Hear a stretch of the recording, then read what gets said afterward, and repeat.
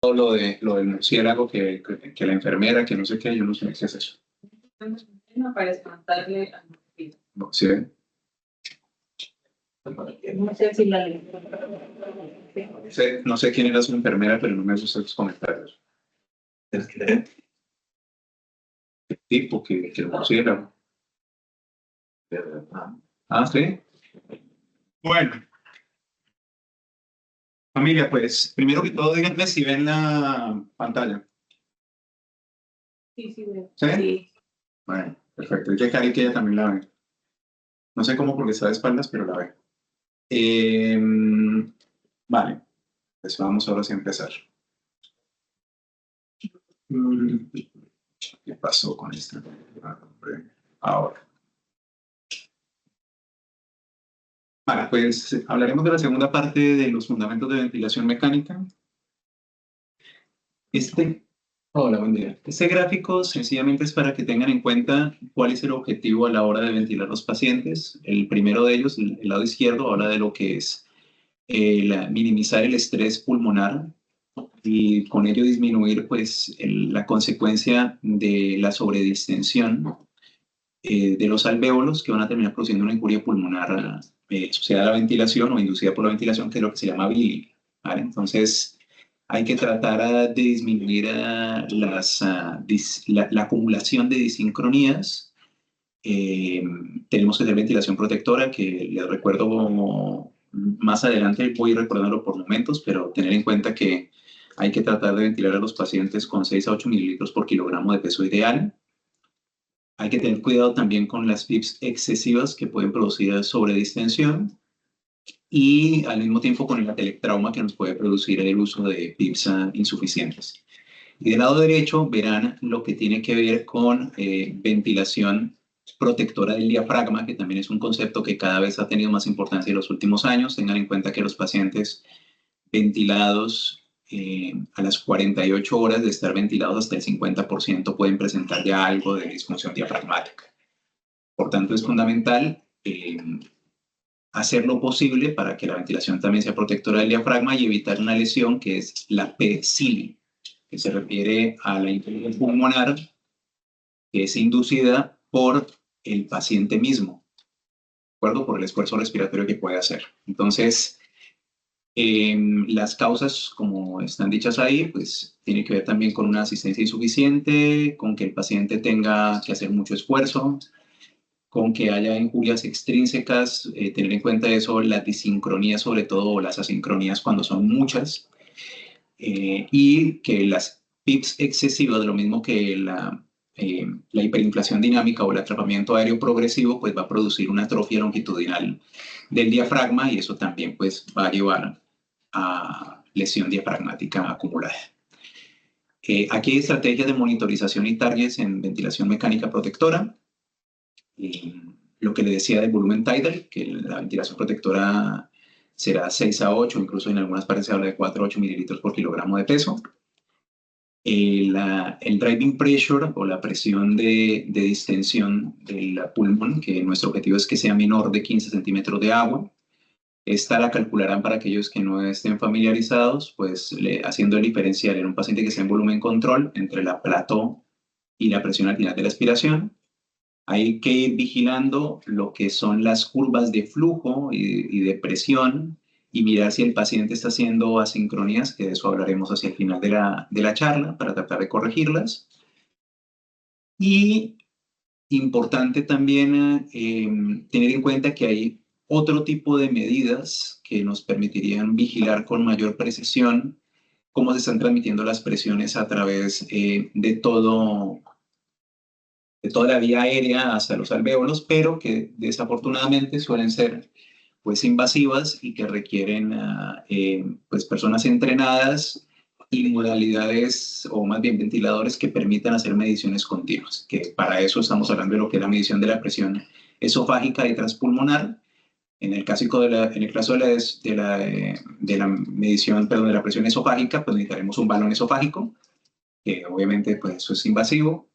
Para hablar de protección del diafragma deberíamos de tener deltas de presión entre 3 y 15 y de protección pulmonar tendría que ser menor de 20, entre 15 y 20. La presión transdiafragmática es un poco más de lo mismo. En este caso necesitaríamos dos balones, un balón esofágico y un balón gástrico. Más de lo mismo que lo que les digo, es bastante invasivo. Acá habitualmente no lo verán porque requiere eso, pues invasividad, los balones, gente entrenada y modalidad ventilatoria si queremos hacer vigilancia continua, a lo cual no estamos muy habituados, ¿vale? De acuerdo. Entonces, ya he comentado antes de la importancia de mirar la compliance del pulmón. Esto que ven ahí es el clásico gráfico de un volumen control. Y de aquí es importante pues identificar varias cosas. Entonces, acá, cuando ven acá que dicen presión de resistencia de la vía aérea, se refieren a la diferencial entre la presión pico y la presión plató. Eso es importante porque cuando hay un diferencial mayor de 10 nos sugiere que hay mayor compromiso de la vía aérea distal, llámese pues, que hay mucho moco, que puede estar bronco obstruido, etcétera, etcétera, pero lo normal es que hay una diferencia menor de 10 entre la presión pico y la plató. Y acá cuando ven lo que dicen el driving pressure fue lo que les mencioné previamente. La presión de distensión del pulmón pues va a ser la diferencia entre la presión plató y la PIP, que debería ser menor de 15. Luego tendremos la opción de hacer estas mediciones a partir de lo que les digo yo que son las maniobras de prolongación del tiempo expiratorio e inspiratorio. Verán, dependiendo del modelo del ventilador, que hay unas maniobras manuales en las cuales sencillamente se sostiene un botón para mantener una maniobra de expiratoria, donde sencillamente el paciente pues, se deja en expiración continua durante unos 3 segundos, y eso lo hacemos para valorar lo que es la autopip, es decir, realmente cuál es la PIP intrínseca del paciente. Del mismo modo, si hacemos una prolongación del tiempo inspiratorio, que sencillamente vamos a sostener esa parte durante lo mismo unos 3 segundos, podremos calcular de manera correcta lo que es la presión plató. La importancia de esto es porque también dentro de las medidas que nos van a indicar el grado de rigidez del pulmón y también para evitar la bili, pues está esto, ¿no? Tener presiones plató menores o iguales a 28. Esto que ven ustedes acá es la relación que hay entre la presión de distensión y la distensibilidad del sistema respiratorio y ven por qué, de dónde sale el número 15. Y es sencillamente porque se ha ido vigilando en qué momento, y eso con volúmenes de 400 mililitros. Pero como por encima de 15 de driving pressure ya empieza a generarse un aumento en el riesgo de generar trauma alveolar. La compliance, como les decía, va a estar derivada de estas dos anteriores.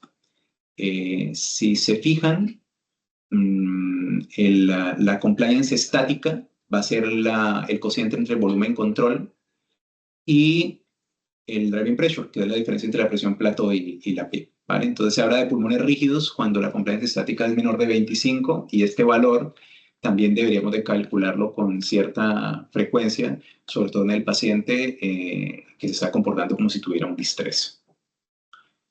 Entonces, en el paciente precisamente que tiene distrés, la intención va a ser hacer protección alveolar y para ello se sugieren, por ejemplo, seguir esos 3 pasos, ¿no? Inicialmente, pues tenemos que tener el peso ideal del paciente. Tengan en cuenta que a los pacientes hay que ventilarlos sobre el peso ideal, no sobre el peso real, porque el pulmón no engorda.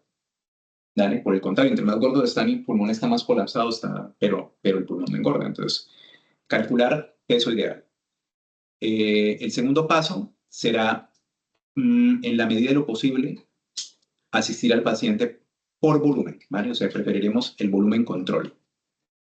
Y aplicaremos PIPs iniciales entre 5 a 8 y volúmenes tidals entre 6 a 8 mililitros por kilo de peso ideal. Y el paso 3 va a ser, lo que decíamos antes, medir la presión plató o la presión de meseta, medir la presión de distensión y a partir de eso calcular la compliance estática. Y luego de eso, pues lo que les decía, haremos lo posible por hacer la mayor cantidad de protección alveolar y podremos ir ajustando dependiendo de los valores anteriores, los valores de PIB, los valores de volumen tidal, etc. ¿Vale? Esto es para ver qué ocurre cuando tenemos presiones pico elevadas. Entonces, si tengo unas presiones pico elevadas, que era lo que decíamos antes, sencillamente tengo unas presiones pico que están por encima de los valores que he puesto yo en la alarma, o sencillamente hay un diferencial muy alto entre la presión plató y la presión pico. Tengo que mirar como potenciales causas, pues el hecho que el paciente esté tosiendo, que tenga un tapón de moco, que tenga broncoespasmo, o que sencillamente tenga una oclusión que no venga del alvéolo, sino que sea a nivel del tubo, por ejemplo, que haya intubación selectiva, asincronías, neumotórax. Entonces, en ese caso, lo que yo debo hacer como reflejo, si veo que tengo problemas para ventilar el paciente, es desconectarlo un momento y ventilarlo con AMBU, ¿vale? Con un dispositivo bolsa válvula, aquí sin la mascarilla porque lo conectaremos directamente al tubo. Y tengo que ver si el paciente tiene, si hay dificultad para ventilarlo. Si hay dificultad para ventilarlo, pues tengo que pensar si lo que tiene son mocos y hacer lo posible por aspirar.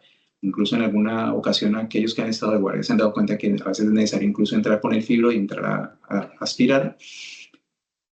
Y como potenciales causas, pues en ese caso pues tendríamos broncoespasmos, succiones traqueales, neumotórax. Hay que examinar al paciente, mirar si está sibilando, si hay entrada simétrica o no del aire.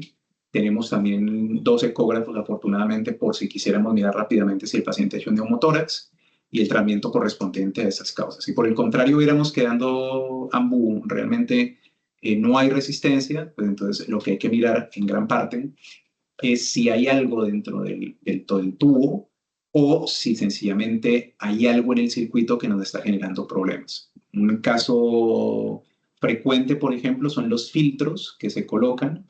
Esos filtros, si por ejemplo se depositan algunas sustancias lipofílicas que se pegan, pueden taparse y generar pues aumento de las presiones pico. Entonces, el ejemplo clásico, por ejemplo, pasa con la amphotericina, B, sobre todo nebulizada en el paciente que está ventilado, por eso preferimos utilizar ANFO-B desoxicolato.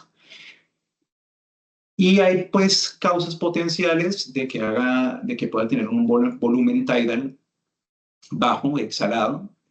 Cuando esto ocurre o cuando hay una disociación entre el volumen que hemos pautado y el volumen que vemos expiratorio, pues hay que mirar si es que hay una fuga a nivel traqueal o si es que hay una ruptura dentro del circuito. Si es un paciente que está incoordinando mucho porque está despierto y está tosiendo, pero bueno, eso tenerlo en cuenta. Las asincronías, que es lo que les decía que es lo último que revisaremos. Una sincronía se refiere sencillamente a una alteración entre el tiempo neural, es decir, el tiempo del paciente, y el tiempo mecánico o el tiempo de la máquina, ¿vale?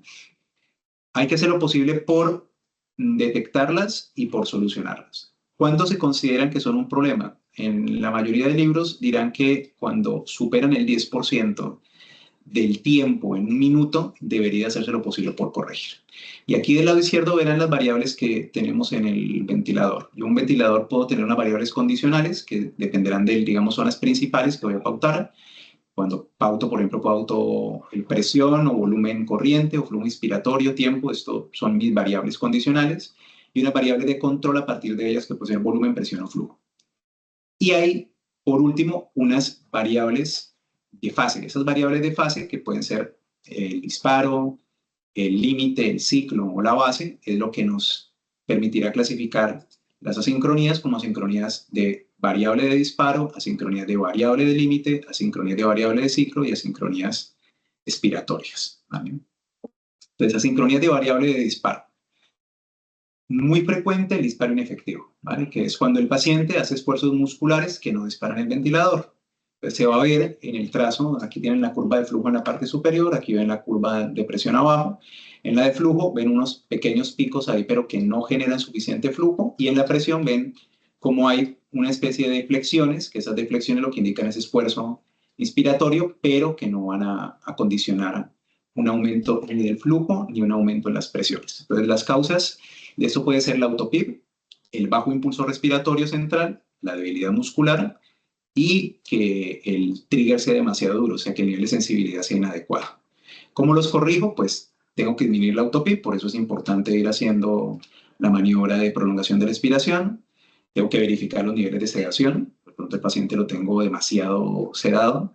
El nivel de soporte ventilatorio, y el ajuste de la sensibilidad, hacer lo posible para que sea por flujo y que no sea por presión.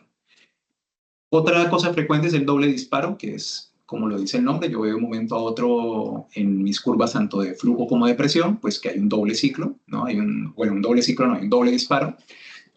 Esto lo que me indica es que el tiempo inspiratorio mecánico es menor que el tiempo de inspiración neural. Es decir, que el paciente todavía no ha terminado de inspirar o tiene más tiempo necesario para inspirar y nosotros, en cambio, le tenemos programado muy poquito tiempo inspiratorio en el ventilador. Bajo volumen corriente y una demanda ventilatoria elevada. La manera de corregirlo, pues, lo que decíamos, hay que aumentar el tiempo de inspiración de la máquina. Podemos corregirlo también aumentando el volumen tidal, ¿vale? Y también, pues, ajustando la sedación. Las asincronías de variable de disparo que nos faltarían sería la de disparo invertido y el autodisparo.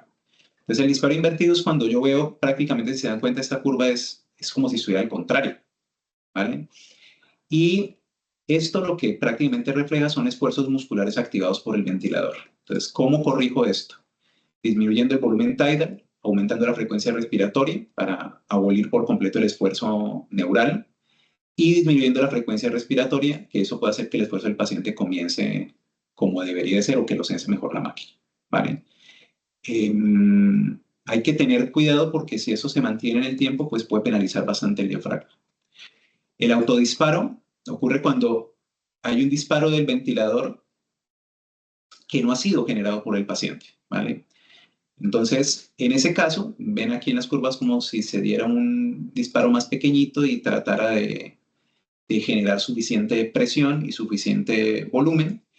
Y eso suele ocurrir cuando hay un problema en el sensado, por ejemplo, cuando hay presencia de agua en el circuito, cuando hay muchas secreciones, cuando hay fugas, o cuando la sensibilidad es inadecuada, es demasiado alta, o incluso si ven, los ventiladores suelen tener como una especie de bracito para sostener las tubuladuras. Eso se hace porque si queda las tubuladuras apoyadas sobre el corazón del paciente, incluso el mismo, si tiene mucha sensibilidad, el mismo latido puede desencadenar que se produzca un autodisparo, ¿vale?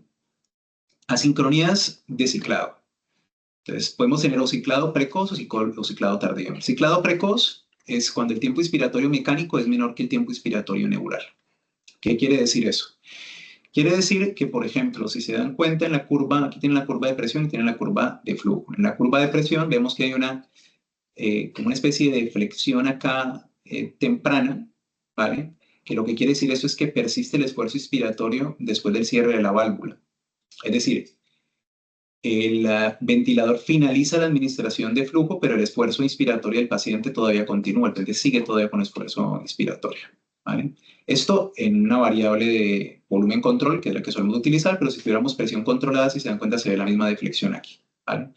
Por tanto, ¿qué es lo que está ocurriendo ahí? Pues que el tiempo inspiratorio que hemos programado es corto, o que el final del ciclo es demasiado largo y el paciente quiere inspirar y no lo estamos dejando. Entonces, ¿cómo lo corregimos? Pues aumentando el tiempo inspiratorio y cambiando un poco lo que tiene que ver con el ciclo inspiratorio, disminuyéndolo y es decir, organizando la relación inspiración-expiración de otra manera. El ciclado tardío, pues es lo contrario, ¿vale?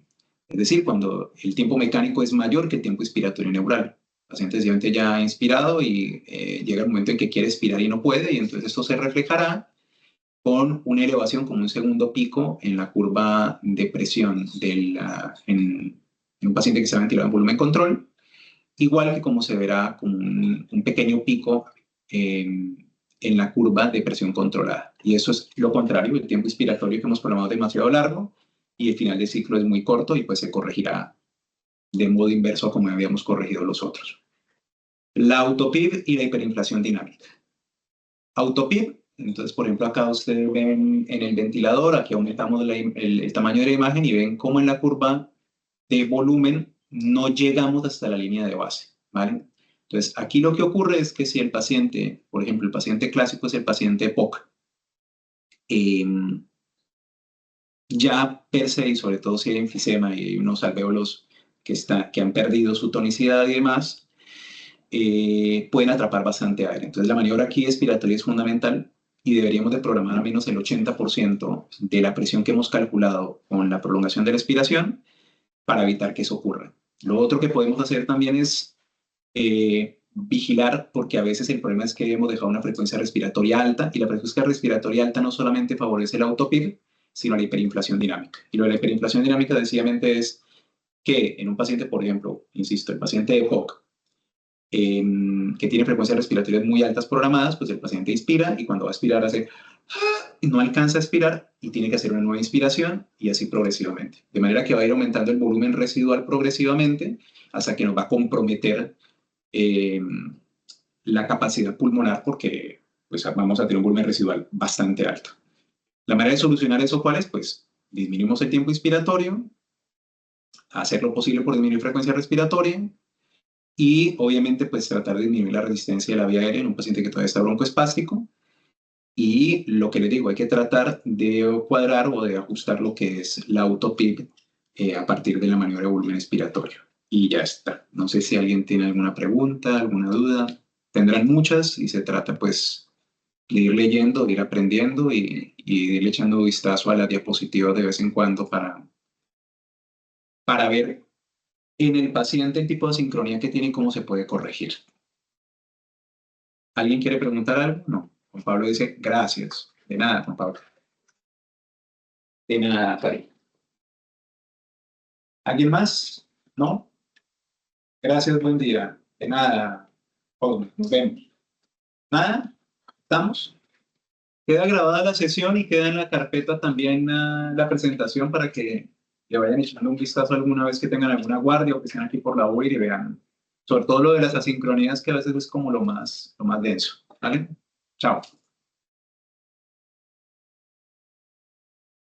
¿Tienes el paper de lo de las asincronías, Juan Pablo, o de qué? Tengo el libro entero, porque eso es tomado del libro de un paisano suyo que se llama Cristancho. Ahí está todo. Entonces, lo que voy a hacer ahora es hacer una copia del libro y se los dejo. Ay, quiero. Sí, sí, sí, pues eso. Se los dejo ahí en la carpeta de Uberreces. ¿Vale? Ven, chao.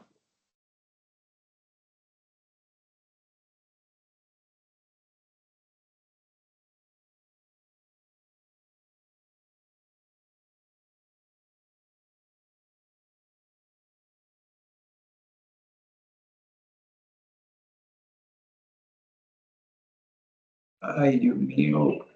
Ay, inscribirte. Sí.